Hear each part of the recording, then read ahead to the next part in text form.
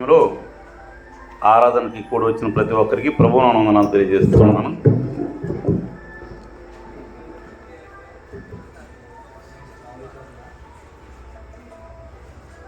మనము గత కొద్ది రోజులుగా క్రీస్తు ప్రభు వారు చెప్పినటువంటి ధన్యతల గురించి ఆలోచన చేశాం.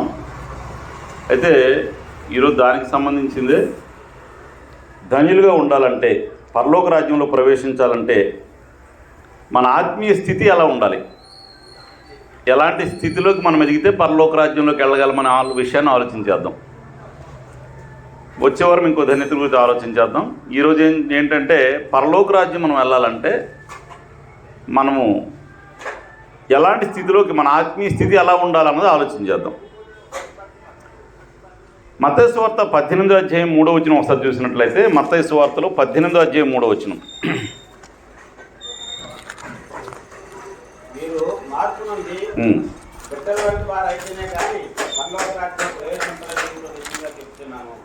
ఇంకొద్ది ముందు నుంచి చూడండి, 18 మొదటి నుంచి చూద్దామండి. ఆయన శిష్యులు యేసు ప్రభువు వద్దకు వచ్చి పరలోక రాజ్యంలో గొప్పవాడు ఎవరిని అడుగుతున్నారు. పరలోక రాజ్యంలో ఎవరు గొప్పవాడిని అడగగా అప్పుడు యేసు ప్రభు అలా అర్థం అవటానికి ఒక చిన్న బిడ్డని తన దగ్గరికి పిలిచి వారి మధ్య నిలువబట్టి, ఇట్లా నేను ఒక చిన్న బిడ్డను తీసుకొచ్చి వారి మధ్యలో నిలువబెట్టి ఇలా ప్రభువు చెప్పారు. ఏమని? మీరు మార్పు నుండి బిడ్డల వంటి వారు అయితేనే కానీ పరలోక రాజ్యంలో ప్రవేశింపరని మీతో నిశ్చయంగా చెప్తున్నాను. వీళ్ళేం అడిగారండి? వాళ్ళు పరలోక రాజ్యం గొప్పవాడు ఎవడు అంటున్నాడు. అసలు పరలోక రాజ్యం వెళ్ళాలంటే బిడ్డ వంటుడు అవ్వాలంటున్నాడు క్రీస్తు ప్రభు. పరలోక రాజ్యం గొప్పలు ఉంటారేటండి. పరలోక రాజ్యం వెళ్ళేవాడే గొప్పవాడు. అందుకే క్రీస్తు ప్రభు ఏమన్నాడు? చిన్న బిడ్డను తీసుకొచ్చి మీరు పరలోకం వెళ్ళాలనుకుంటే ఈ బిడ్డ వంటి వారు అవ్వాలి. బిడ్డ వంటి వారు అవ్వాలంటే ఇప్పుడు మన సుబ్బారావు గారు ఉన్నారు, బిడ్డలాగా ఎలాగైపోతారు? మనందరం ఇప్పుడు బిడ్డలాగా అయిపోవాలంట. ఎలాగవగలమండి మనం? బిడ్డలాగా ఎలాగవ మనం? చిన్నపిల్లలాగా అయిపోవాలట మనం. అయిపోతే పరలోక రాజ్యం వెళ్తాం. ఏం చేయాలంటే రేపు నుంచి మనం చిన్నపిల్లలు కావడానికి ట్రై చేయాలి. ఎలాగ చిన్నపిల్లలు కావాలంటే, ఒక మనిషి వాస్తవానికి దేవుడు నరులను పుట్టించేటప్పుడు యథార్థవంతులుగా పుట్టించాడు. చిన్న బిడ్డల మనసు అంతా ఎలాంటి మనసు అండి? కల్మషం లేని మనసు కదా, ప్రేమగల మనసు. మరి ఇవంటి వివిధమైన తంత్రాలు కల్పించుకొని మనిషి చెడిపోయాడు. ఇప్పుడు వయసు కోసం అంటలేదండి, బిడ్డల వంటి వారు అయితేనంటే మీ మనసు బిడ్డల లాంటిది అవ్వాలంటున్నాడు. ఇప్పుడు చిలక ముందు మళ్ళీ చిన్నపిల్ల అవుతావేటమ్మ నువ్వు. మన మనసు చిన్నపిల్లల మనసు అవుద్దా? చిన్నపిల్లల మనసు అవుద్ది. చిన్నపిల్లల లాంటి మనసు అవ్వాలంటే ఇప్పుడు మనలో ఉన్న లోపాలేంటో, నేను ఏది సరి చేసుకోవాలో, ఏం తీసివేయాలో, ఏం చంపాలో, ఏం ధరించుకోవాలో, ఇవన్నీ దేవుడు తన గ్రంథంలో మన కోసం రాపించిచ్చాడు. మనలో చెడుతనం ఎక్కువైపోయింది అనుకోండి, వాడు దుష్టుడు రా, దుర్మార్గుడు రా అంటారు కదా. నేను పుట్టేటప్పుడు దుష్టుడిగా పుట్టాడేంటి? యథార్థవంతుడిగా పుట్టాడు. కొంతమందిని చూస్తే ఏమంటామండి, ఒకడు వచ్చాడు అనుకోండి, అమ్మో పెద్ద దుర్మార్గుడు వచ్చేస్తున్నా అంటాం కదా. ఎందుకు ఆ పేరు వచ్చింది ఆయనకి? అలాగా చేసే పనులను బట్టి, కరెక్ట్, చేసే పనులను బట్టి వాడు మంచోడా చెడ్డోడా, చిన్న బిడ్డల మనసా, ఒకవేళ ఇంకోటని మనం వాళ్ళు చేసే పనులను బట్టి మనం వాళ్ళని సర్టిఫై చేస్తాం. క్రీస్తు ప్రభు ఏమంటున్నాడంటే మీరు చిన్న బిడ్డల వంటి వారు అయిపోతే పరలోక రాజ్యం మీద అన్నాడు. ఇంక గొప్పోడే పరలోక రాజ్యం వెళ్ళి ప్రతి ఒక్కడు గొప్పోడే కదా. చాలామంది ఇప్పుడు మనం లోక సంబంధంగా ఆలోచిస్తే అక్కడ కూడా గొప్పోడు ఎవడు ఉంటాడో, అక్కడలో నేను గొప్ప ఉండాలని చెప్పి వాళ్ళు ఆలోచన చేస్తున్నారు. అక్కడ ఎవరు గొప్పరు అని చెప్పి. అసలు ఎవరు గొప్పరు ఏంటో బాబు? మీరు చిన్నపిల్లల తయారైతే మీరు పరలోక రాజ్యంలో వెళ్తారు, పరలోక రాజ్యంలో ప్రవేశిస్తారు. లేకపోతే మీకు ప్రవేశమే లేదు, గొప్పోడేంటి అని చెప్తూ, ఒక మనిషి చిన్నపిల్లలా కావాలంటే ఏం చేయాలో కూడా మనం గ్రంథం చెప్తూ ఉంది. కొలస్సీలకు రాసిన పత్రికలో 3వ అధ్యాయం 5వ వచనం చూసినట్లయితే, కొలస్సీలకు రాసిన పత్రిక 3వ అధ్యాయం 5వ వచనం.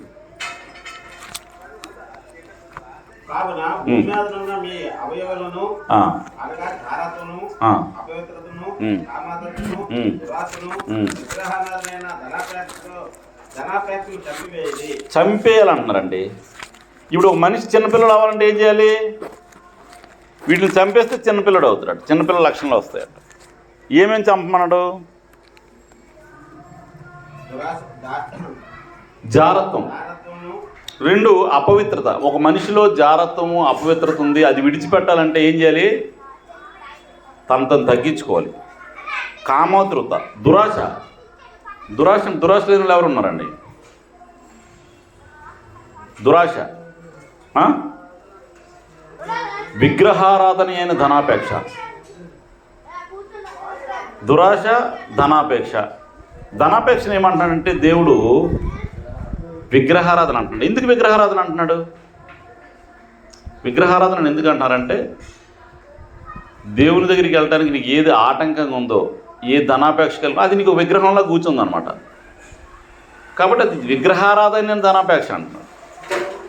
దాన్ని ఏం చేయాలన్నారు? విగ్రహారాధన ధనాపేక్షను చంపివేయడి. ఎలాగంటే చంపేస్తాం. ఇవన్నీ ఒక మనిషిలో ఉన్నాయి, ఎలా చంపేస్తామండి? నేను మార్పు నొంది చిన్న బిడ్డలాగా అయితే పరలోక రాజ్యం వెళ్ళాలనే కాన్సెప్ట్, ఆ ఆలోచన ఏ మనిషికి అయితే తీవ్రంగా ఉంటుందో ఆ మనిషి ఇలాంటి ఆలోచనలు ముందు చంపేస్తాడు. నాలో దురాశ ఉంది, నేను పరలోకం వెళ్ళాలి, నా దగ్గర దురాశ ఉండకూడదు, కామాతృత ఉండకూడదు, ఇంకేంటి జారత్వం ఉండకూడదు, విగ్రహారాధన ధనాపేక్ష అస్సలు ఉండకూడదు నాలో. అది విగ్రహారాధన అంటున్నాడు దాన్ని. కాబట్టి ఒక మనిషి చంపాలంటే ఏంటి? లోన్ నుంచి మొత్తం పీకి పెగిలిచ్చేయాలి, ఇంక నీలో ఉండకూడదు, చంపేమంటున్నాడు. మళ్ళీ చంపేసిన తర్వాత మళ్ళీ మనిషిలో ఇస్తారండి ఎవరన్నా? దేనైనా చంపారనుకోండి, చంపిన తర్వాత మళ్ళీ కనబడద్దా? ఏమవుతుంది? ఒక మొక్కనే చంపేశారనుకోండి, పీకి బయట పడేశారనుకోండి, ఏమవుద్దండి? ఎండిపోద్ది, మరి కనబడదు కదా. మరి ఇవన్నీ ఇలాంటి లక్షణాలు మనం చంపేసామనుకోండి, ఆ మనిషి చిన్న బిడ్డల మనసు వస్తుందా రాదా? వస్తుంది. మనం ఎప్పుడైనా చంపడానికి ట్రై చేసామా? ఈ లక్షణాలలో కనబడేటప్పుడు ఇది తీసేయాలి, ఇంకా నా లైఫ్లో ఉండకూడదు. చంపడం అంటే మళ్ళీ నా లైఫ్లోకి ఆ లక్షణం కనబడకూడదు, అది చంపడం అంటే. ఒక మనిషిని చంపితే మరి ఎలా కనబడరు, ఒక మొక్కను మీకేస్తే ఎలా కనబడదు, ఈ లక్షణాలు కూడా మన లైఫ్లో మన జీవితంలో కనబడకూడదు. అలాంటి నిర్ణయం తీసుకున్నప్పుడే అవి మన జీవితంలోకి రాకుండా ఉంటాయి. అప్పుడు మనము మార్పు నుంచి బిడ్డలు వంటి వారు అవుతాం. నెంబర్ 1, చంపాల్సినవి చంపేయాలి. చంపినవి మళ్ళీ మన లైఫ్లో రాకూడదు. చంపినవి మళ్ళీ వస్తాయా? మళ్ళీ వస్తున్నాయంటే దాని అర్థం ఏంటి? చంపట్లేదు, కొద్ది కట్ చేస్తున్నాం, చిగురులు కట్ చేస్తున్నాం. కట్ చేస్తే ఎవరి వాక్యం వినేటప్పుడు నేను దురాశ ఉండకూడదండి, ధనాపేక్ష ఉండకూడదండి అని కొద్ది చిగురులు కట్ చేస్తున్నాం. మళ్ళీ ఒక వారం రోజులు మర్చిపోతే చిగురులు మళ్ళీ మామూలు మొలకెత్తున్నాయి, మళ్ళీ పెద్ద ఆకులు అయిపోతున్నాయి. చంపేయట్లేదు, కంప్లీట్ తీసేయాలని ఒక ఆలోచన రాలేదు, చిగుర్లు కట్ చేస్తున్నాం. అది వాక్యం విన్నప్పుడు నిజమే బ్రదరు, నేను అసలు ఏదో డబ్బులు వస్తాయని చెప్పి ఆరాధన మానేశాను బ్రదరు, ఇంకెప్పుడు మానండి అంటాడు. ఈ వారం మళ్ళీ 2 వారాల తర్వాత కనబడి మళ్ళీ పని ఉంది బ్రదర్ వెళ్ళిపోయిన అంటాడు. విన్నప్పుడే నేను ఇంకెప్పుడు ఒక మనిషికి బాప్తిస్మం ఇచ్చినప్పుడు అన్నాడు, నా జీవితంలో ఎటువంటి లోపం లేకుండా బతుకుతాను బ్రదరు, క్రీస్తు ప్రభు కోసం నా జీవితం, అలా నిర్ణయం తీసుకుని బాప్తిస్మంకి వచ్చాను అన్నాడు. ఒకసారి ఒక సహోదరుడికి వాక్యం చెప్పి బాప్తిస్మం ఇస్తే, అది అలా నిర్ణయం, బాప్తిస్మం అప్పుడే నువ్వు నిర్ణయం తీసుకోవాలి. నాలో ఉన్న ఈ లక్షణాలు నేను చంపేస్తున్నాను, బాప్తిస్మంలో పాతి పెట్టేయాలి, ప్రాచీన స్వభావాన్ని పాతి పెట్టి చంపేయాలి. నెంబర్ 1 చంపేస్తే వాళ్ళు బిడ్డలాంటి మనసు వస్తుందా? నీకు అలాంటి క్రూర స్వభావం లేకపోతే ఇంకేముంది, నువ్వు చిన్న బిడ్డలాగా అయిపోతావు. నీకు ధనాపేక్ష లేదు, రాబెదరు ఆరాధనకి వెళ్దాం, సువార్తకి వెళ్దాం అన్నాడండి, వచ్చేస్తున్నాడు. చిన్నపిల్లడికి ఆటకి వెళ్దామంటే వస్తాడు రాడండి. నీకు అప్పుడు ధనాపేక్ష ఉందనుకోండి, ఇక్కడికి వెళ్తే ఏమొస్తుంది, అదే అక్కడికి వెళ్తే డబ్బులు వస్తాయి.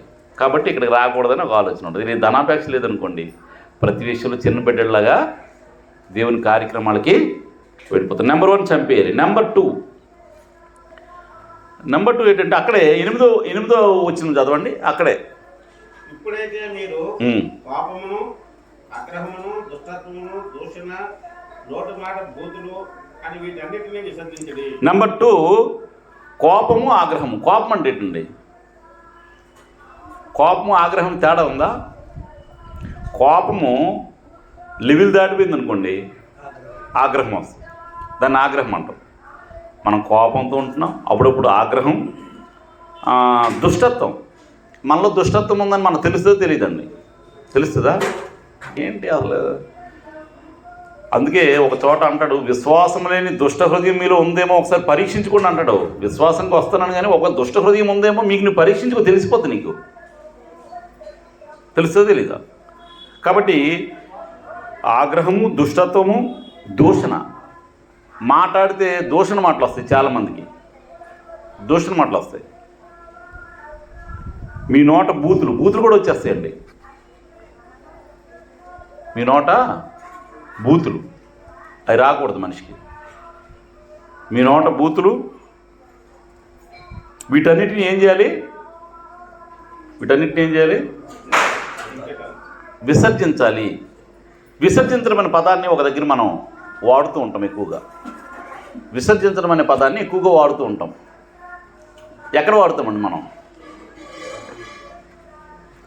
మలమూత్ర విసర్జన చేశారా అంటారు. విసర్జించడం అంటే దానికే ఎక్కువ వాడుతాం. విసర్జన కార్యక్రమాలు అయిపోయా అంటాం. మరి దీన్ని ఏమంటున్నాడు? కోపము, ఆగ్రహము, దుష్టత్వము, దూషణ, మీ నోట బూతులు, వీటిని విసర్జించి నేను చిన్న బిడ్డలా తయారవ్వాలంటే నాలో ఈ లక్షణాలు ఉండకూడదు. విసర్జించాలంట. విసర్జించింది ఎవరైనా ఇంటికి తీసుకొచ్చిన వాళ్ళు ఉన్నారా? విసర్జించిన దాన్ని ఎవరైనా ఇంటికి తీసుకొస్తారమ్మా? తీసుకురారు కదా. విసర్జించేస్తే అటువైపు మళ్ళీ చూడరు. మరి ఈ లక్షణాలు విసర్జించమని చాలామంది విసర్జించారా, విసర్జించలేదా? మళ్ళీ లక్షణాలు ఉన్నాయంటే మీరు విసర్జించలేదు, విసర్జించింది లేకపోతే తీసుకొచ్చేస్తుంటారు మళ్ళీ మీ వెనకాల. అంతేనా కాదా? విసర్జించుడి. అసలు విసర్జిస్తే ఇంక వాటి వైపు చూడకూడదు. నేను ఎప్పుడైతే బాప్తిస్మం పొందానో, ఏంటి నీ కోపం రావట్లేదు అంటారు ఒక్కొక్కరు. కోపం రావట్లేదంటే మరి విసర్జించేస్తే ఎలాగొస్తుంది? నీ నోట బూతులు ఎందుకు రావట్లేదు? విసర్జించాము, రావయ్యి. ఒకరు పట్టుకుని వస్తే వస్తాయి. విసర్జించింది మళ్ళీ మన జీవితాల్లో ఉండకూడదు. అర్థమవుతుందమ్మా? కొన్ని చంపేమనడు, కొన్ని విసర్జించమనడు. విసర్జించేవేవో చెప్పాడు, చంపేమనవేవో చెప్పాడు.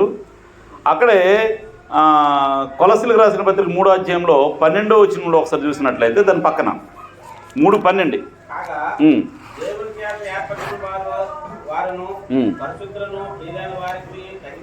ఒకటి, దేవుని చేత ఏర్పరచబడిన వారు ఎవరండి? దేవుని చేత ఏర్పరచబడిన వారు ఎవరు? మనమే. క్రీస్తునందు పరిశుద్ధపరచబడిన వారు. 2, పరిశుద్ధులు.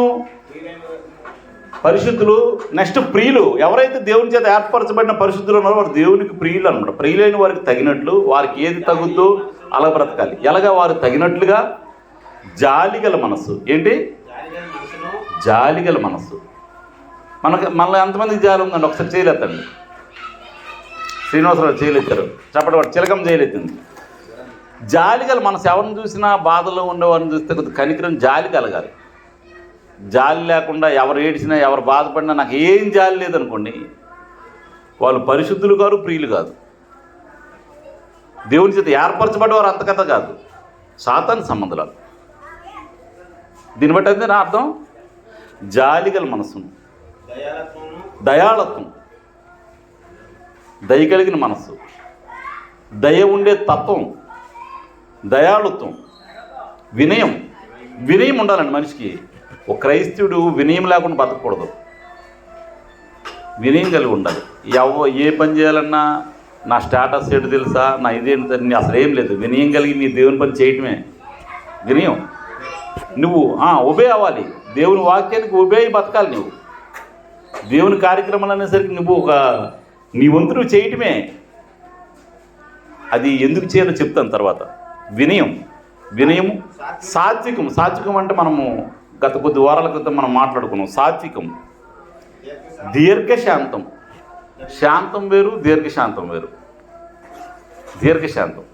శాంతం అంటే కాసేపు ఉంటుంది, దీర్ఘశాంతం అంటే కొద్దిగా లాంగ్ ఉంటుంది. ఎంతసేపు ఓర్చుకున్నా కానీ ఇంకా అది దీర్ఘశాంతం కాదు. దీర్ఘశాంతం కలిగి ఉండాలి. దీర్ఘశాంతమును ధరించుకోవాలి. ఎవడైనా తనకు హాని చేసిన ఒకడు అనుకుని ఎట్లా ఒకరికొకడు సహించుకొనుచు ఒకరినొకడు క్షమించుడి, ప్రభువు మిమ్మల్ని క్షమించలాగనా మీరును క్షమించుడి. వీటన్నిటిపైన పరిపూర్ణతకు అనుబంధమైన ప్రేమను ధరించుకోండి. ఇవి ఒక మనిషిలో ఉండాలంటే వీటన్నిటికీ పరిపూర్ణం చేసే ప్రేమ మనలో ఉంటే ఆటోమేటిక్గా దయ ఉంటుంది, జాలిగల మనసు ఉంటుంది, దయాళత్వం ఉంటుంది, ఇవన్నీ ఉంటాయండి. ఇవి లేదనుకోండి, ప్రేమే లేదనుకోండి, ఇవేముండవు. ఒక మనిషి మీద ప్రేమ ఉందనుకోండి, మన చిన్నపిల్లలు మన ఇంట్లో అల్లరి చేస్తారు. చిన్నపిల్లలు కొడుతుంటారు. చిన్నపిల్లలు మనల్ని కొట్టినప్పుడు నొప్పి అనిపిస్తుందా? కొద్ది గట్టి తగిలినా కూడాను ఏమనిపిస్తుంది? ప్రేమ బట్టి దీర్ఘశాంతం. ప్రేమ ఉంటుంది కాబట్టి దీర్ఘశాంతం ఉంటుంది. తిరిగి కొట్టేస్తారండి పిల్లలకి ఎవరైనా. కారణం ప్రేమ. వీటన్నిటికీ పరిపూర్ణమైన ప్రేమను మనం ధరించుకుంటే ఆటోమేటిక్గా జాలిగల మనసు, దీనత్వం, దయాళుత్వం, సాత్వికం అన్నీ కూడా ఏర్పడతాయి మనుషులు. ఇవన్నీ ఒక మనిషిలో ఉన్నాయనుకోండి, ఆ మనిషి ఎలాంటి స్వభావం కలిగినాడండి? చిన్నపిల్లలు రివెంజ్ తీర్చుకోరు కదా, అప్పటికప్పుడు కొట్టుకుంటారు. మళ్ళీ తర్వాత వాళ్ళు కొట్టుకున్నారని పేరెంట్స్ ఇక్కడ గొడవ ఆడుకుంటారు, వాళ్ళిద్దరు వెళ్ళి ఆడుకుంటారు బయట. వీళ్ళు ఇక్కడ గొడవ ఆడతారు, వాళ్ళిద్దరు వెళ్ళి ఇరుగు పొరుగు పిల్లలు కొట్టుకుంటే వీళ్ళిద్దరు ఇక్కడ జుత్తులు పట్టుకుంటారు, ఇద్దరు తల్లులు. వీళ్ళు పట్టుకునేలో వాళ్ళిద్దరు వెళ్ళి అక్కడ ఆడుకుంటారు. అవునా కదా? వాళ్ళకి అలాంటిది ఏమి ఉండదండి, కల్మషం లేని మనసు. అందుకే మీరు చిన్న బిడ్డల వంటి వారు అయితేనే పరలోక రాజ్యంలో ప్రవేశిస్తానన్నారు. అయితే ఇప్పుడు ఏం చేయాలి? ఇవి ధరించుకోవాలి. మనము నెంబర్ 1 చంపాల్సినవి కొన్ని చంపేయాలి, విసర్జించాల్సినవి విసర్జించాలి. అవి వాటి తర్వాత అవి ఉండగా ఇవి ధరించుకోవడం అవదండి. కొత్త బట్టలు ఎప్పుడు ధరించుకుంటారండి? 2 రోజులు స్నానం లేకుండా వెళ్ళి కొత్త బట్టలు వేసుకుంటారమ్మా? శుభ్రంగా స్నానం చేసి అప్పుడు కొత్త బట్టలు వేసుకుంటారు. నువ్వు ఒకటి ధరించుకోవాలంటే ముందు నీ కంపు అంతా వదిలేయాలి.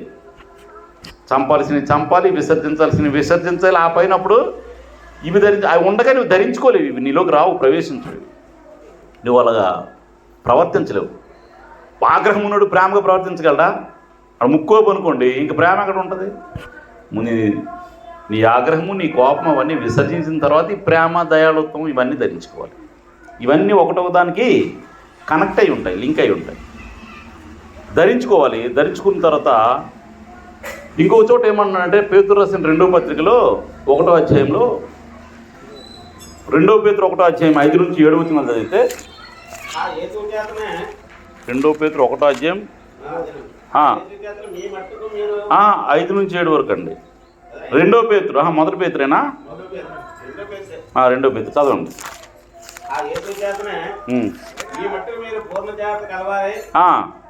ఆ హేతువు చేతనే మీ మట్టుకు మీరు పూర్ణ జాగ్రత్త కలగవారు. ఎవరైనా దేవ స్వభావంలో పాలువారు అవ్వాలంటే వారు ఏం కలిగి ఉండాలి? పూర్ణ జాగ్రత్త కలిగి ఉండాలి. పూర్ణ జాగ్రత్త కలిగిన మనిషి విశ్వాసం కలిగి ఉండాలి. విశ్వాసం కలిగి ఉన్న మనిషి, జాగ్రత్త కలిగి ఉన్న మనిషి విశ్వాసం కలిగి ఉండాలి. విశ్వాసంలో సద్గుణం ఉండాలి. ఒక విశ్వాసం ఉంది కానీ సద్గుణం లేదు. విశ్వాసే ప్రతి వారం బైబిల్ పట్టుకుని వెళ్ళిపోతాడు కానీ గుణం మంచిది కాదు. ఉపయోగం ఏముందండి? విశ్వాసమునందు సద్గుణమును, సద్గుణం ఉంది కానీ జ్ఞానం లేదు. దేవుని జ్ఞానం లేకుండా నీ గుణం సద్గుణం ఉన్నా కూడా అది పరిపూర్ణం అవ్వలేము. విశ్వాసమునందు సద్గుణమును, సద్గుణమునందు జ్ఞానమును.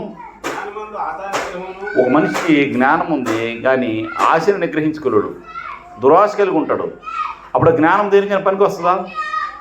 నీకు విశ్వాసం ఉంది, జ్ఞానం ఉంది కానీ ఆశా నిగ్రహం లేదు. ఆశా నిగ్రహం లేని ఏమవుతాడండి? ప్రతి దగ్గరికి పరిగెడతాడు కదా. ఆశా నిగ్రహం, ఆశ నీ కంట్రోల్లో ఉండాలి. ఆశా నిగ్రహం అంటే ప్రతిదానికి పరిగెత్తకూడదు, గాలి ఇటు కొడుతూ వెళ్ళిపోకూడదు. ఆశా నిగ్రహం ఉండాలి.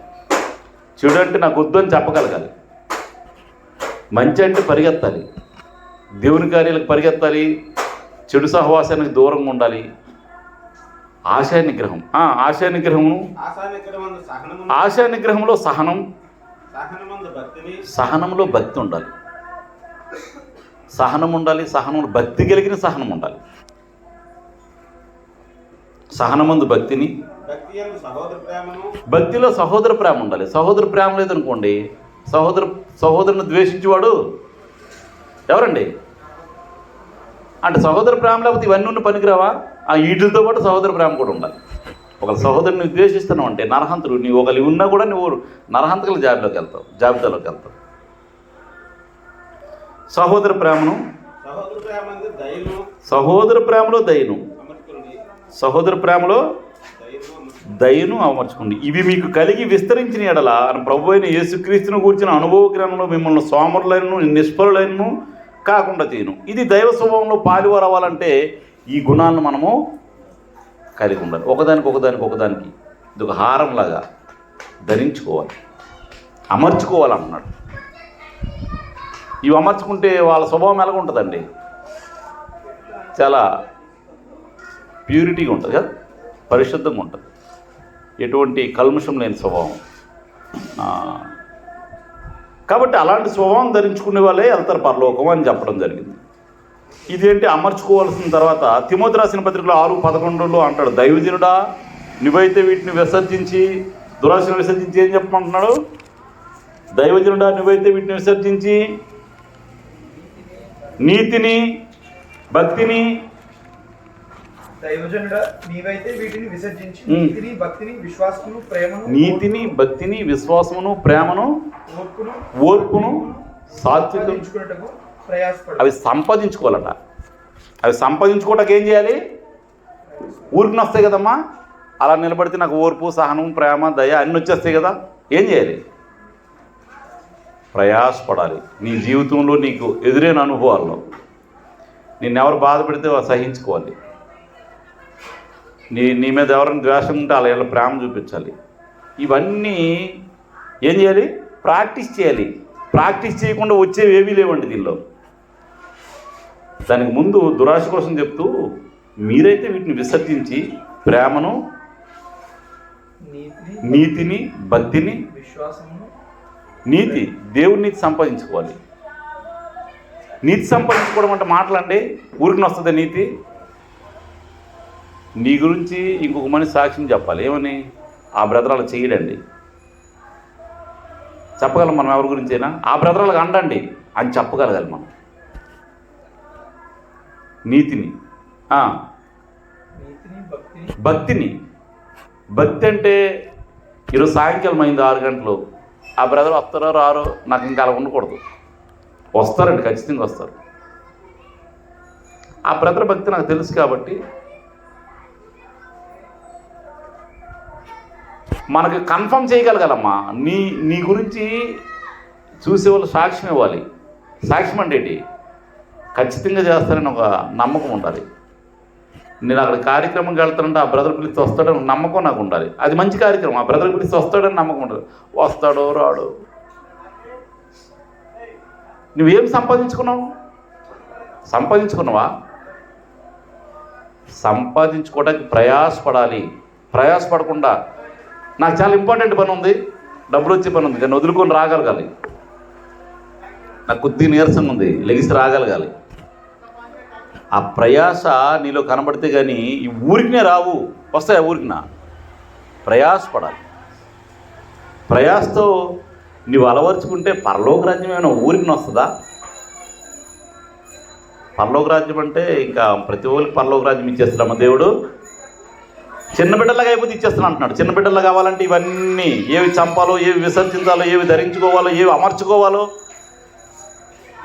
వేటిని సంపాదించుకోవడానికి ప్రయాసపడాలో అవి చేయాలి. అప్పుడు చిన్న బిడ్డలు అవుతారు. అంటే చిన్న బిడ్డలు అవడం చాలా కష్టం అన్నమాట. చిన్న బిడ్డలు అవడం చాలా కష్టం. బాగా లోకంలో ముదిరిపోయిన వాళ్ళు చిన్న బిడ్డలు అవుతారా? విజయ్ అలా చూస్తుండవు. బాగా ముదిరిపోయినాడు అవన్నీ వదులుకోరా బాబు అంటే ముదిరిపోయినాడు వదులుకుంటాడా? అంత ఈజీగా వదులుకోలేడు. నువ్వు దానికోసం ప్రయాసపడాలి, త్యాగం చేయాలి. ఎందుకు త్యాగం చేయాలంటే నేను చిన్న బిడ్డలాగా అయితేనే నాకు పరలోకం అని చెప్పి ఆ ఆలోచన నీకుంటే ఏవి చంపాలో, ఏవి ధరించుకోవాలో అవన్నీ నువ్వు అనుదినం ప్రాక్టీస్లో పెట్టాలి, అనుభవంలోకి పెట్టాలి. పేతురు రాసిన పత్రికలో 2వ అధ్యాయం 1-3 వచనాలు ఏమంటాడంటే వీటిని మానుకో అంటున్నాడు. చాలా స్పీడ్గా చదవాలండి, మనకు టైము సరిపోదేమో.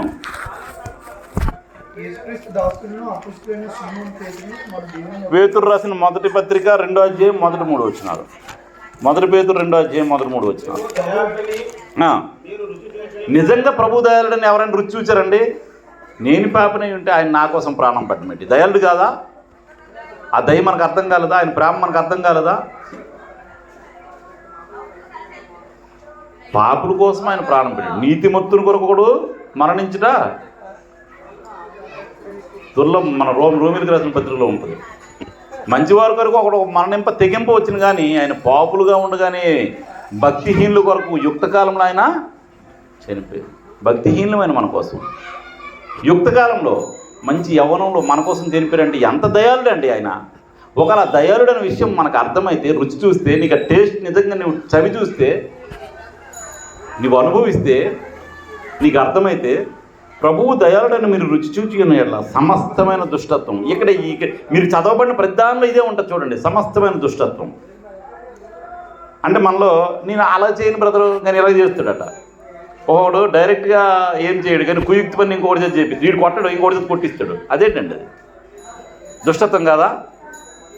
వీడు అండో ఇంకోటి చేసి అనిపిస్తాడు. లేరు అలాంటి వాళ్ళు. అడు గొప్ప తెలివైనడండి, చేతికి మట్టి అంటకుండా చేసేస్తాడు అంటారు. అటు తెలివైనడు అంట అంటే పరమ దుష్టుడు అనమాట. సమస్తమైన దుష్టత్వమును, సమస్తమైన కపటం ఉండకూడదు క్రైస్తవుడికి. యథార్థంగా మాట్లాడాలి. ఈ బ్రదర్ లేనప్పుడు ఒక మాట, ఈ బ్రదర్ ఉన్నప్పుడు ఒక మాట మాట్లాడకూడదు. ఏమైనా మాట్లాడాలంటే బ్రదర్తో డైరెక్ట్ చెప్పు. ఒకరు బయట ఇంకొక దగ్గర మాట్లాడితే బ్రదర్ ఉన్నప్పుడు కూడా మాట్లాడగలిగినట్లుగా కపటం లేని మాటలు మాట్లాడాలి తప్ప కపటంగా కుయుక్తిగా మాట్లాడకూడదు క్రైస్తవుడు. ఎందుకంటే ప్రభు దయాళుడు, ఎటువంటి కపటం లేనివాడు. ఆయన నోటని ఏ కపటము లేదు. మరి నీలో కపటం ఉంది, నువ్వు వెళ్ళిపోతావు ఆయన దగ్గర కూర్చోటానికి. ఆయన నోట ఏ కపటము లేదని ఉంది కదా, ఏ దోషం లేదు కదా. మరి అలాంటితో యుగాలు నువ్వు ఉండాలంటే నువ్వు సమస్తమైన కపటం నీలో పెట్టుకొని నువ్వు పరలోకం వెళ్ళిపోతావా? సమస్తమైన కపటము. వేషధారణ మరీ డేంజర్. భక్తి కలగా వేషం వేసుకుంటాడు, ఆ తర్వాత ఆ వేషం తీసేస్తాడు. అంటే దీనిలో ఒరిజినాలిటీ లేదు. ఎన్టీఆర్ వేషం వేసుకునే వాళ్ళని ఎప్పుడైనా చూసారా? ఇంటికి వెళ్ళిన వేషం ఇప్పిస్తే అప్పారావు, పుల్లారావు, సుబ్బారావు ఉంటారు.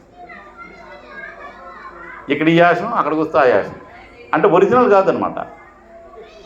ఒరిజినల్ కాకుండా వెళ్ళిపోతావు పరలోకం నువ్వు. నీళ్ళు ఒరిజినాలిటీ ఉండాలి. వేషధారణ ఉండకూడదు. ఇక్కడికి వచ్చి భక్తుడిలాగా, ఇది అయిపోయిన తర్వాత అన్యుడిలాగా, అక్కడ ఇంకొకటిలాగా అలా ఉండకూడదు.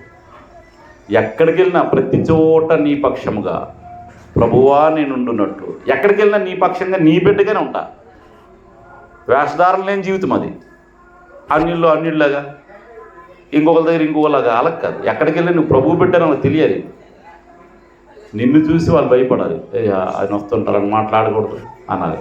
నువ్వు వెళ్ళి వాళ్ళతో అనుకుని ఆ మాట్లాడకూడదు. అర్థమైందా? మనం వెళ్తే వాళ్ళ మాటలు ఏం చేయాలి? ఫుల్ స్టాప్ పెట్టాలి. పర్లేదు మనోడే ఏమనుకోలే, ఆడండి అని అనకూడదు, చెయ్యండి అని అనకూడదు. లేదంటే అలాంటి నువ్వు వెళ్ళటం మానేది.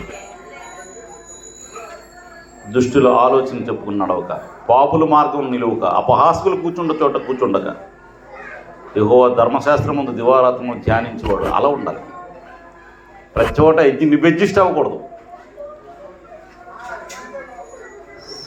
వేషధారణ, అసూయ ఉండకూడదండి మనకి.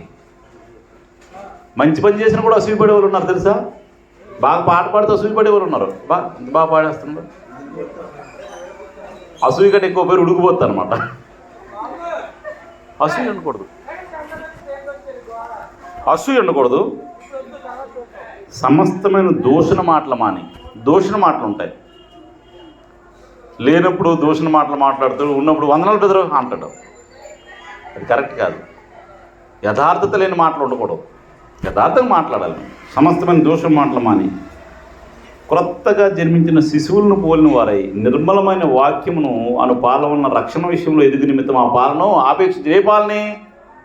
వాక్యమైన పాలన ఆపేక్షిస్తూ చిన్న బిడ్డలాగా ఉండాలి, శిశువులను పోలి ఉండాలి అంటున్నాడు. శిశువులకు ఏమైనా కావాలంటే శిశువులుగా పాలు ఇచ్చి చాలు. చక్కగా మనం కూడా వాక్యమైన పాలన ఆపేక్షిస్తూ ఇవన్నీ ఏం చేయాలి? మనం మానుకోవాలి. ఇవన్నీ మానుకోవాలి. అప్పుడు శిశువులాగా అయిపోతామా? చిన్న బిడ్డలాగా అయిపోతామా? ఇవన్నీ మానుకుంటూ ఖచ్చితంగా అవుతాం. ఇవన్నీ మనం విడిచిపెట్టట్లేదు. అక్కడే ఉంటున్నాయి. ఇక్కడికి వచ్చేటప్పుడు కొద్దిగా అలాగా వేషం వేస్తున్నాం. భక్తుల వేషాన్ని దేవుడు ఏం చూస్తాడండి? నరుల హృదయాలను ఆయన పరిశీలిస్తాడు, మన అంతరంగాలను పరిశీలిస్తాడు. కాబట్టి మానుకోవాలని నిర్ణయం నువ్వు తీసుకుంటే దేవుడికి తెలుస్తుందో తెలియదా? తెలిస్తే నువ్వు ప్రార్థన చేస్తే దేవుడికి సహాయం చేస్తాడు చేయడా? మానుకుంటున్నాడు దేవుడు సహాయం చేస్తాడు. ఏమ్మా అనుకుంటే ఎక్కడ అవుద్దండి బతకలేము అని అన్నావు అనుకో, నీ వైపు చూడదు దేవుడు. కానీ నీకేమైనా ఆశ ఉంటుంది? పరలోకంలో గొప్పోడు ఉండిపోవాలని ఆశ ఉంటుంది. అసలు పరలోకం వెళ్ళాలంటే చిన్న బిడ్డలంటే మార్పు పొందకుండా పరలోకం వెళ్ళాం. కాబట్టి వీటిని మానుకోవాలి. మన కొలసీలు రాసిన పత్రికలో 3వ అధ్యాయం మొదటి 3 వచనాల్లో ఏమంటాడంటే మీరు వెతకాలి అంటాడు. వెతకాలి. మీ జీవము క్రీస్తులో దాచబడి ఉంది అన్నాడు. కొలసీలకు రాసిన పత్రిక మీరు క్రీస్తుతో కూడా లేపబడిన వారై పైనున్న వాటినే వెతుకుడి. అక్కడ ఏం వెతకాలి? మనం ఏం కోసం చెప్తున్నాం? పరలోక రాజ్యం వెళ్ళాలంటే ఎలా మన బ్రతుకు ఎలా ఉండాలి, మన ఆత్మీయ స్థితి ఎలా ఉండాలని మనం ఆలోచన చేస్తున్నాం. ఇప్పుడు ఏమంటున్నాడు? మీరు క్రీస్తుతో కూడా లేపబడిన వారైతే, నిజంగా నేను క్రీస్తులో పాతి పెట్టబడి పాపం విషయమై చనిపోయి నీతి విషయమై నిజంగా నేను లేపబడితే, నీతి విషయమై లేపబడితే పైనున్న వాటిని ఏం వెతకాలండి? రోజు చంద్రుడిని సూర్యుడిని అవి చూడాలి కదా, నక్షత్రాలని. పైన వాటిని ఎతకాలట. పైన ఏముందండి? పైన పరలోకం ఉంది. పరలోకాన్ని ఎతకాలి మనం. పైన వాటిని వెతుకుడి. అక్కడ క్రీస్తు దేవుడు కుడిపార్శ్వను కూర్చుని ఉన్నాడు. క్రీస్తు ప్రభువు దేవుని పక్కన కూర్చొని మనకు పరిపాలన చేస్తూ ఉన్నాడు. పైన వాటి మీదనే కానీ భూ సంబంధమైన వాటి మీద మనస్సు పెట్టుకొనకుడి. ఏలయనగా మీరు మృతి పొందితిరి. ఎంతమంది మృతి పొందారు? క్రీస్తునందు పాపం విషయమే మృతి పొందిన వారు మాత్రమే ఇలాంటి కాన్సెప్ట్ ఉంటుంది. పాపం విషయమే చనిపోయిన వాళ్ళకి పైనే ఉంటుంది. ఎప్పుడైనా చనిపోతే ఆడికి వెళ్ళిపోవాలి. ఇదేం శాశ్వతం కాదు. చాలామంది ఇది ఒక పెద్ద శాశ్వతం అన్నట్లుగా, ఇది 1000 సంవత్సరాలు ఉందన్నట్లుగా చాలామంది జీవనశైలి ఉంటుంది. ఇది పెర్మనెంట్ కాదండి. దృశ్యమైనవి అనిత్యములు, అదృశ్యమైనవి నిత్యములు. అదృశ్యమైన పరలోకాన్ని మనం చూస్తూ ఉండాలి. పైనున్న మాట మీదే మనసు పెట్టుకున్నాడు. భూ సంబంధమైన వాటి మీద మనసు పెట్టకుడి. ఏలయనగా మీరు మృతి పొందితిరి. మీ జీవము క్రీస్తుతో కూడా దేవుని యందు దాచబడి ఉన్నది. మన జీవం ఎక్కడ ఉందండి? ఒక 10 కోట్లు మీరు ఎక్కడో పెట్టొచ్చారనుకోండి. 10 కోట్లు బంగారం డబ్బు అన్ని కలిపి ఓ 10 కోట్లు 4 మూటలు కట్టి ఎక్కడో పెట్టొచ్చారు. మీ మనసు ఎక్కడ ఉంటుందండి? ఇక్కడున్న మీ మనసు ఎక్కడ ఉంటుంది? ఎక్కడైనా ఊరు వెళ్ళారనుకోండి, రాత్రి పడుకుంటారా? ఏం చేస్తారు? లేట్ నైట్ అని వచ్చేస్తారు. ఎందుకంటే మీ ధనం అంతా అక్కడే ఉంది. కాబట్టి మీరు ఎట్టి పరిస్థితులు రాత్రికి వచ్చేయాలి అక్కడికి. ఏం బ్రదర్ చెప్పడం చెప్తారేంటి? మీ జీవము క్రీస్తు కూడా దాచబడి ఉందని మనకు అర్థమైతే, నా జీవం క్రీస్తు దాచబడి ఉంది, ఈ ధనం కంటే ఈ బంగారం కంటే అది గొప్పదా కాదా? మరి మన మనసు ఎక్కడ ఉండాలి? ఎంతసేపు అటే కనెక్ట్ అవుతూ ఉండాలి. నేను ఈ జీవాన్ని ఈ భూమి మీద ఇది ఇడిచిపెడితే ఆడికి వెళ్ళిపోవాలన్నట్లు నీదెప్పుడు నీ మనసు అటే ఉండాలి. నీ జీవం క్రీస్తు దాచబడితే కనుక, దాచబడితే లేదో నీకు తెలుస్తుంది. ఇవన్నీ ముందు చెప్పినవన్నీ మీరు విడిచిపెడితే, అవన్నీ చంపేస్తే, ధరింపవలసిన ధరించుకుంటే ఆటోమేటిక్గా మీ జీవం క్రీస్తులో ఉందని మీకు అర్థమైపోయింది. కాబట్టి మీ మనసు ఎక్కడ ఉంటుంది? పైన వాటిని వెతుకుడి. మీరు క్రీస్తు లేపబడిన వారైతే. లేపబడకపోతే ఎక్కడైనా ఒకటేనండి. ఇక్కడ ఉన్నంతసేపు ఇది, అక్కడ ఉన్నంతసేపు అది. ఎదుక్కోవడమే, భూమి మీద కొట్టుకోవడమే. కాకి దేనికోసం తిరుగుతుంటుంది చూసారు ఎప్పుడైనా? కావు కావు కావు అనుకుని తిరుగుతూ ఉంటుంది. ఇదే ఏం కావాలమ్మ కాకి? చెప్పాలి, తొందరగా చెప్పాలి, టైం లేదు. కాకి మన ఇంటి దగ్గరికి వచ్చి అరుస్తూ ఉంటుంది. దేనికోసం? మిరపకాయలు, ఎంగిలి మెతుకులకి, చచ్చిపోయిన నెలక పిల్లలకి, దానికోసం తిరుగుతుంటుంది. దాని బుద్ధి అది. క్రీస్తు కూడా లేపబడితే మీ బుద్ధి ఎక్కడ ఉండాలి? మరి భూ సంబంధం మీద ఉందంటే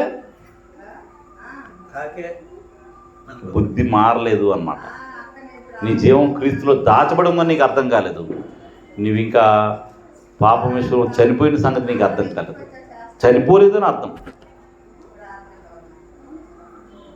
ఇంక భూ సంబంధంగా ఇక్కడ బెదరు, ఇక్కడ ఇంక దీని మీద కొట్టుకుంటున్నాం అనుకో, దేవుని కార్యక్రమాలంటే అశ్రద్ధ, దేవుని సువార్త అంటే అశ్రద్ధ, దేవుల్లో బతకాలంటే అశ్రద్ధ, వీటిని ధరించుకోవాలంటే శ్రద్ధ ఉండదు, ప్రార్థన అంటే అశ్రద్ధ, వాకింగ్ చదవడం అంటే అశ్రద్ధ. అంటే ఇవేంటి? అసలు నువ్వు నీ జీవం క్రీస్తులో దాచబడి ఉందా?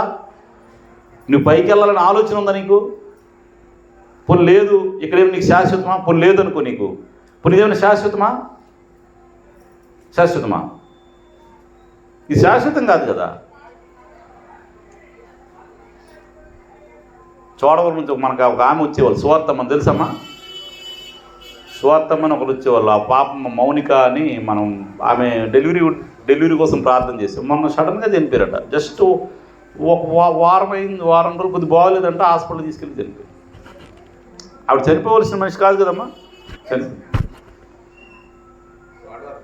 చోడవరం ముకుందపురం కదా.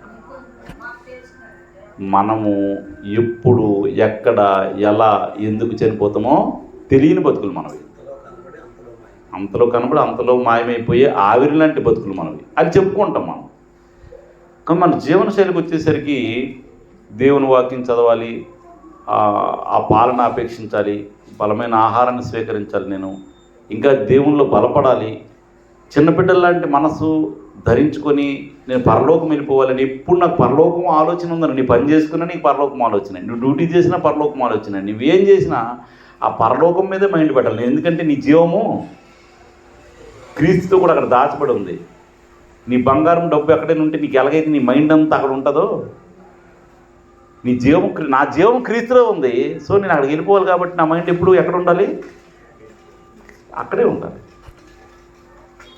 అప్పుడు అలాంటి మైండ్ ఉన్న మనిషి చిన్న బిడ్డలా మారడానికి అవకాశం ఉంది. ఇంకెందుకు బ్రదర్ ఇవన్నీ వేస్ట్. వాడికి అర్థమైపోవాలి. ఎవడో చెప్తాడు ఇచ్చేస్తే అది వస్తుంది, అది చేస్తే ఇది వస్తుంది అంటే ఎందుకంటే ఈ భూమి శాశ్వతం కాదు, నేను పరలోకం వెళ్ళిపోతాను, ఎందుకు నాకు ఇవన్నీ అని చెప్పగలగాలి. ఒకడు వచ్చాడు కంప్యూటర్ పట్టుకుని మా ఇంటికి, 10 లక్షలు కట్టండి బదులు అక్కడ కంప్యూటర్ కొట్టాడు. మీకు 20 లక్షలు 30 లక్షలు అలాగ వచ్చేది, ఇది కూడా నేను 10 రోజుల్లో కారు కొనేసాను అన్నాడు. ఎవరికైనా ఎలాగనిపిస్తుంది అండి? మీకు కావాలంటే 10 లక్షలు కొద్దిగా భూమికి రిజిస్ట్రేషన్ చేసేస్తాం. 10 లక్షలు కడితే మీకు నెలలో మళ్ళీ 10 లక్షలు అలా వచ్చేస్తుంటే కారు అంటున్నాడు. ఆ డబ్బులు ఉంటే ఎవడ ఇంక వెనక ఒక నిమిషం కూడా చూడదు కదా. శ్రీను కూడా ఉన్నాడు. శ్రీను నేను ఉన్నప్పుడు ఒక అతను వచ్చాను. అప్పుడు అన్నీ చెప్పడం అయిపోయిన తర్వాత కొద్దిగా మంచినీళ్ళు ఇచ్చిన తర్వాత వాళ్ళు చాలా స్పీడ్గా చెప్తారు. మనకి టెంప్ట్ చేయాలి మనల్ని. ఓ పని చేయి, నాకు అలాంటి ఆశ లేదు. ఒకవేళ నువ్వు ఇప్పుడు ఇన్ని 10 లక్షలు వస్తే నా పేరు మీద ఎందుకు, నీ పేరు మీద కట్టుకుని ఇంకో కారు కొనేసుకొని నా పేరు మీద నువ్వే రాసుకో అని చెప్పేసాను. నువ్వే రాసుకో, నా పేరు మీద రాసుకుని నువ్వు కట్టేసుకో ఆ డబ్బులు, ఆ వచ్చిన కారు నువ్వు తీసేసుకో అన్నాను. ఎలాగొంది, బాగుందా స్కీము?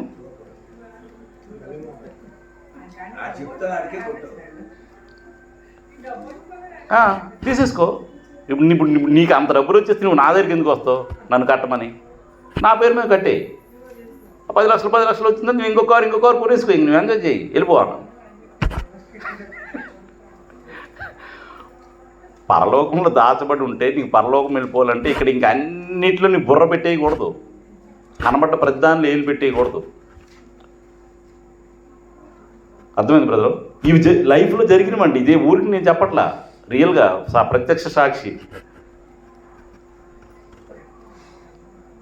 చాలా రకాలు వస్తాయండి. అతను ఉండదు కదా ఒకటి వచ్చింది, నాకు చాలా రకాల స్కీములు వస్తుంటాయి. నాకు ఏ స్కీమ్ అక్కర్లా. కష్టపడతాం, దేవునిలో ఉంటాం, దేవుని సేవ చేస్తాం. ఎవరికైనా వాకింగ్ చెప్పాలంటే ఏ టైం నుండి వచ్చని చెప్తాం. ఇంక ఇదే అంతే.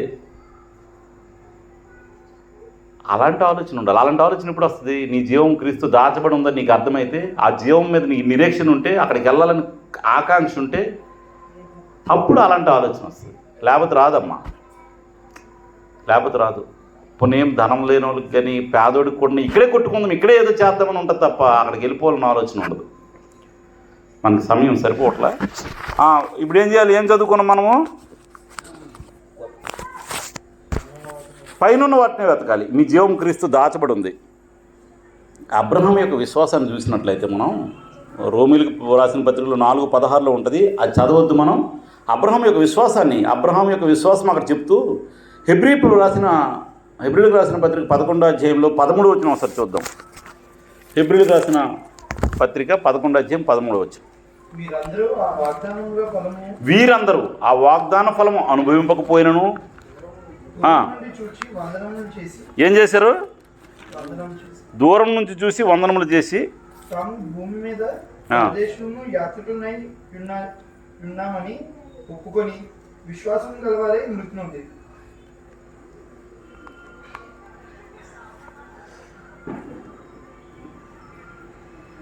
అబ్రహం విశ్వాసం ఎలాంటిదంటే ఆ వాగ్దాన ఫలం అనుభవించకపోయినా భూమి మీద యాత్రికులుగా పరదేశులుగా బతికారు. యాత్రికులు పరదేశులు అంటే మీకు ఐడియా ఉందో లేదో, ఈ మధ్య రావట్లేదు. చాలామంది మందలోళ్ళు వచ్చేవాళ్ళు తెలుసమ్మా, వీళ్ళు గుడారాలు వేసుకుని వచ్చి టకటకమని టెంట్లు వేసేవాళ్ళు, అక్కడ ఉండేవాళ్ళు. వద్దున వాళ్ళు ఎవరు జాలీలు పట్టుకుని వెళ్ళిపోయేవాళ్ళు, మళ్ళీ వచ్చేసి అలాగా కొద్ది రోజులు ఉండి అక్కడ నుంచి మళ్ళీ ఒకరోజు నేను ఇంటికి వెళ్ళేటప్పుడు మేము సన్నతనాన్ని ఉంటే పక్కన ఒక 20 గుడిసెలు వచ్చేవి. ఇదే ఎప్పుడు వచ్చేసారు అనుకునేవాడిని. ఒక నెల 2 నెలలు ఉండేవాళ్ళు. ఒక ఫైన్ మార్నింగ్ నేను వెళ్ళేసరికి అంత ఖాళీగా ఉండేది. వాళ్ళు ఎప్పుడు వస్తారో తెలియదు, ఎప్పుడు వెళ్ళిపోతారో తెలియదు. మీరు ఎప్పుడు చూడలేదా? వాళ్ళు వస్తుంటారు, ఇంకా అక్కడి నుంచి ఇంకో దగ్గర మకాం మార్చేస్తారు. ఒకసారి నేను ఇక్కడ వెళ్ళిపోయిన తర్వాత నేను టౌన్ వెళ్తే అక్కడ కనబడ్డారు. ఓహో, ఇటు మకాం మార్చారు అనుకున్నాను. పరదేశులు యాత్రికుల్లాగా అబ్రహాం తన జీవితాన్ని గడిపాడు. అబ్రహాం ఏమైనా పేదవాడండి? బిల్డింగ్ కట్టుకోలేడా? అబ్రహాం ఇంట్లో పూటకు 1000 మంది భోజనాలు.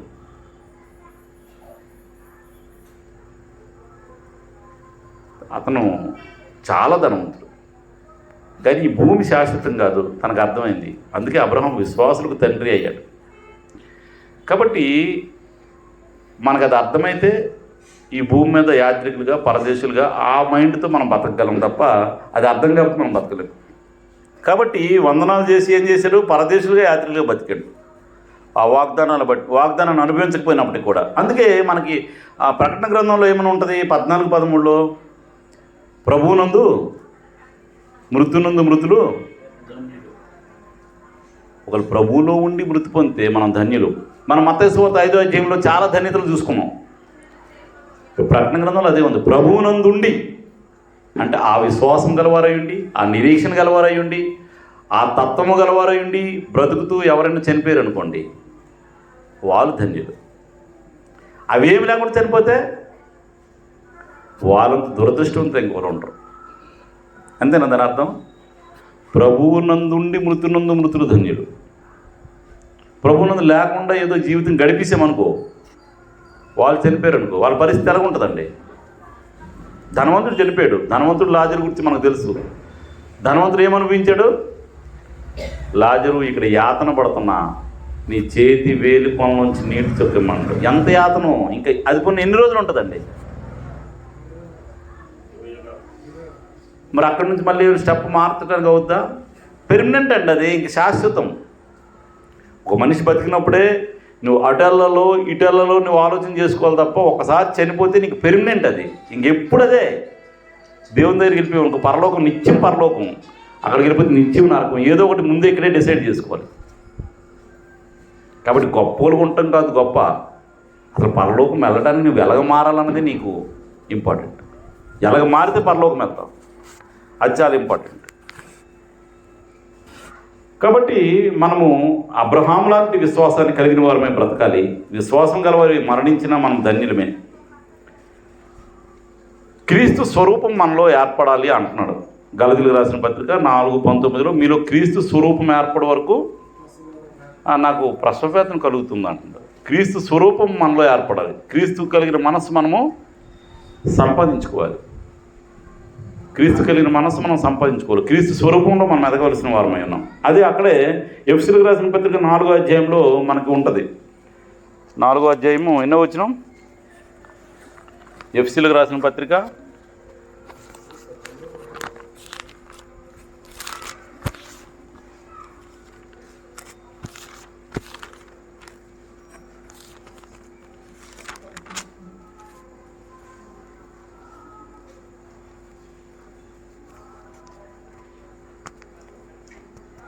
4:11 అండి. మనమందరము విశ్వాస విషయంలో దేవుని కుమారుని గూర్చిన జ్ఞాన విషయంలోనూ ఏకత్వం పొంది సంపూర్ణ పురుషుల మగు వరకు క్రీస్తు కలిగిన సమానతకు సంపూర్ణతకు సమానమ గలవారమైన ఒక వరకు ఆయన ఇలాగ నియమించింది. కాబట్టి క్రీస్తు లాంటి స్వరూపంలోకి మనం ఎదగాలి. క్రీస్తు ఎలాంటి స్వరూపం కలిగి ఉన్నాడో నేను కూడా క్రీస్తులాగా ఉన్నాడండి అన్ని విషయాలు. గలతీ 4:19లో ఉంది. నెక్స్ట్ ఎఫ్సి 4:11-12లో కూడా ఉంది. కాబట్టి మనం క్రీస్తు లాంటి స్వరూపము సంపాదించుకోకుండా క్రీస్తుతో కలిసి యుగయుగాలు ఉండటానికి అవకాశం లేదు. కాబట్టి క్రీస్తునందు సంపూర్ణులు అవ్వాలి మనం. కొలసి 1:28 ఏమైనా ఉంటుందంటే మీరు చదవద్దండి. క్రీస్తునందు సంపూర్ణులు అవ్వాలి మనం, సంపూర్ణతలో ఎదగాలి మనం. ఎందుకంటే అక్కడే కొలసి 1:22 ఏమని ఉంటుంది, తన సన్నిధిలో మనం నిర్దోషులము నిరపరాధులుగా నిలవబెట్టాలని చెప్పేసి ఆయన చూస్తున్నాం. ఆయన సన్నిధిలో మనం ఎలా ఉండాలి? నిర్దోషులుగా ఉండాలి, నిరపరాధులుగా ఉండాలి. అపరాధులు దోషులు ఆయన సన్నిధిలో ఉండరు. కాబట్టి నిర్దోషులుగా నిరపరాధులుగా మనం బతకాలంటే చిన్న బిడ్డలాంటిలా తయారైపోవాలి. చిన్న బిడ్డలాంటి మనసు కలిగి ఉండాలి. నిర్దోషులుగా, దోషం లేని వారిగా, దోషం చేయని వారిగా, నిరపరాధులుగా, అపరాధం లేని వారిగా మనం ఉండాలి. అలాంటి వాళ్ళని తన సన్నిధిలో నిలవబెట్టుకోవాలని చెప్పి క్రీస్తులో చూస్తూ ఉంటాం. కాబట్టి అలాగా తయారవటానికి మనం ఆలోచన చేయాలి. అక్కడే తెస్సలోనికీయులకు రాసిన పత్రికలో కూడా 5:23 ఏముంటుంది? నిందారహితులుగా చదవండి. తెస్సలోనికీయులకు రాసిన మొదటి పత్రిక 5:23 సమాధానకర్తయగు దేవుడే ఆ, మిమ్మల్ని సంపూర్ణంగా పరిశుద్ధపరచును గాక. సమాధానకర్త దేవుడే మిమ్మల్ని సంపూర్ణంగా తయారు చేస్తాడు. మీ ఆత్మీయు ఆ, జీవమును ఆ, శరీరమును ఆ, మన ప్రభువైన యేసుక్రీస్తు రాకడయందు నిందారహితముగాను నిందారహితముగా. క్రీస్తు మళ్ళీ వచ్చేటప్పటికి మీరు ఎలా ఉండాలి? నిందారహితులుగా. మన మీద ఏం నింద వేయకూడదు. నువ్వు ఏ కార్యక్రమంలో చేయలేదేంటి? నువ్వు ఇంక రక్షణ పొందలేదేంటి? నువ్వు సత్క్రియలు చేయలేదేంటి? నువ్వు ఇంక చిన్న బిడ్డలని మనసు పొందలేదేంటి? ఇంక నీలో దుష్టత్వం ఉందేంటి? ఇంక ఏమి నిందరా మన మీద ఉండకూడదు. నిందారహితులుగా.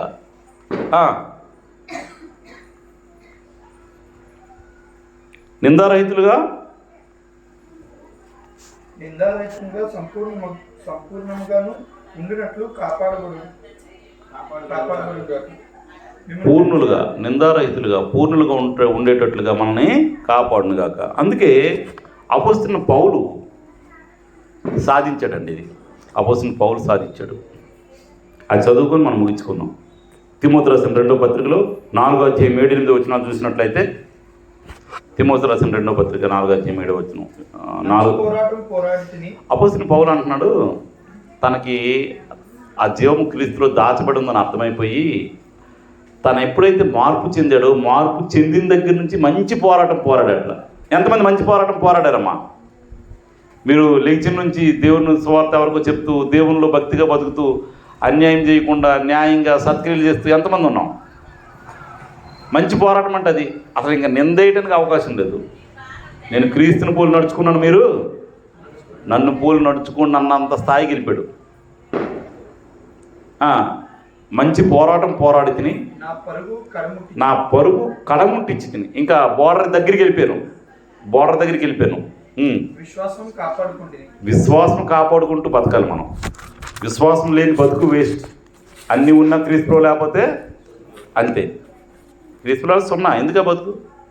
విశ్వాసంతో బతకాలి. చచ్చిపోయినంత వరకు విశ్వాసం. చనిపోయే ముందు కూడా నేను దేవుళ్ళు ఉన్నాను, ఏం పర్లేదు, చచ్చిపోతే దేవుడి దగ్గరికి వెళ్ళిపోతున్నాను అన్న విశ్వాసం ఉండాలి. అలా ఎవరండి అనగలరు? పరిపూర్ణమైన విశ్వాసం ఉంటే అనగలరు, లేకపోతే బెంగపెట్టేసుకుంటారు. మంచి పోరాటం పోరాడింది, నా పరుగు కడముట్టించి తిని నా కొరకు నీతి కిరీటం ఉంచబడి ఉంది. గెలిపోతే నాకు నీతి కిరీటమే. బ్రతుకుటి కిరీస్తే చావు అయితే, దేనికి చావు అయితే చచ్చిపోతే నీతి కిరీటం. ఎంత ధైర్యము, ఎంత విశ్వాసము, ఎంత విశ్వాసమైన పోరాటం పోరాడాడు అపోస్తలుడైన పౌలు. ఆ దినమందు నీతిగల న్యాయాధిపతి అయిన ప్రభువు నాకు మాత్రమే కాకుండా ఎంతమంది ఆపేక్షిస్తున్నాం మనం? తన ప్రత్యక్షతను ఆపేక్షించి మనందరికీ అనుగ్రహించునుగాక. ఆ నీతి కిరీటం పొందాలనే ఆలోచనతో మనం బతికితే ఆటోమేటిక్ చిన్న బిడ్డలాగా అయిపోతాం. చిన్న బిడ్డలదే పరలోక రాజ్యం. అయితే ఇప్పుడు ఒక క్వశ్చన్ వేస్తూ నేను ముగిస్తాను. మన ఆయుష్ ఎంత అండి? నీకు ఇవ్వబడ్డ సమయం ఎంత? ఇప్పుడు నీకు ఎన్ని సంవత్సరాలు అయింది? ఇంకెన్నాళ్ళు బతుకుతావు? 55? ఇంకెన్నాళ్ళు బతుకుతావు చెప్పాలి. నీకు ఇవ్వబడ్డ సమయం ఎంత? నువ్వు సాధించిన ఈ పర్సెంటేజ్ ఎంత? ఇంకా నీవు ఉండాల్సిన గడువు ఎంత? నీ ఆయుష్ ఎంత? నీకున్న ఆయుష్లో సాధించగలవా? ఎవరికాలు ప్రశ్న వేసుకోండి. అసలు నాకు నా వయసు ఎంత, నాకు దేవుడిచ్చిన సమయం ఎంత, ఇంకా నాకు భవిష్యత్తులో నేను ఎంతకాలం ఉంటాను, ఉండే భవిష్యత్తులో నేను చిన్న బిడ్డలా మారుతానా, మారి పరలోకాన్ని పొందుతానా, ఎవరికి వాళ్ళు ఆలోచించుకుంటూ